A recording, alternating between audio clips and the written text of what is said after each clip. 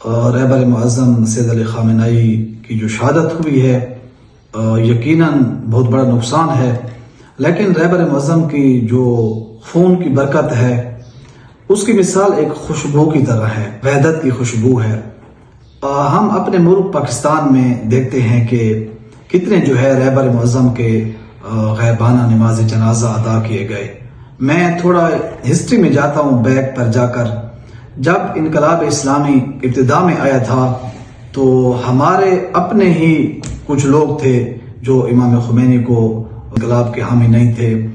یہ انقلاب سفر کرتا رہا بچا کر، اور جب اس حد تک پہنچا تو جب رہبر کے خون کی ضرورت پڑی تو رہبر کا جو بابرکت خون تھا، اس وقت شیعہ سنی دسترخوانوں کے اوپر جو ہے ایک شہزادے کا نام لیا جا رہا ہے، ہر گھر میں خامنہئی خامنہئی ہو رہا ہے۔ ٹھیک ہے، شیعہ قوم ہم کبھی بھی پشیمان نہیں ہوتے ہیں، چونکہ آپ دیکھیں کہ ٹرمپ کیا چاہتا تھا، ٹرمپ اور یزید میں کوئی فرق نہیں ہے، اور جو کچھ رہبر معظم نے کیا اس نے اپنے جد کی سیرت کے اوپر چلتے ہوئے کیا۔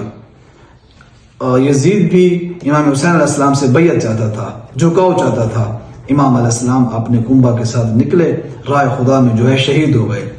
اب ٹرمپ بھی رہبر معظم سے جو ہے جھکاؤ چاہتا تھا۔ معظم کا جو مشیر ہے علی لارجانی، وہ کہتے ہیں میں نے بارہا رہبر معظم کو بولا ہے کہ آپ ایسا کریں کہ بینکر میں چلے جائیں۔ میڈیا میں سن رہا تھا کہ اس نے کہا اگر یہ کسی اور مکتب کا مولانا ہوتا تو شاید یہ داڑھی کو ختم کر لیتا، امامے کو اتار لیتا، گاؤں میں چلا جاتا، لیکن رہبر معظم نے ایسا کچھ بھی نہیں کیا۔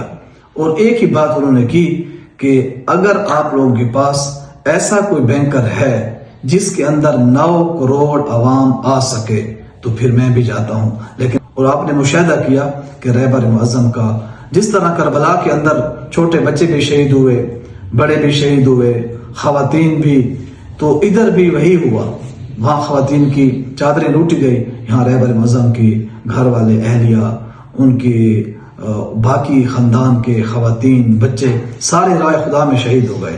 تو رہبر معظم کے خون سے بڑی برکت پیدا ہوئی، خوشبو پیدا ہوئی، ہمارے ملک پاکستان کے اندر جو ہے اتفاق اور اتحاد کی جو لہر دوڑی اور غائبانہ نماز جنازہ ادا ہوئے، وہ ہم نے دیکھے ہیں۔ یہ بہت بہترین پیغام ہے۔ بے شک سخت وقت ہے، یہ سخت وقت جو ہے گزر جائے گا، اور انشاءاللہ یہ نظام ولایت فقیہ کبھی نہ رکے گا اور نہ انشاءاللہ کبھی کم ہوگا۔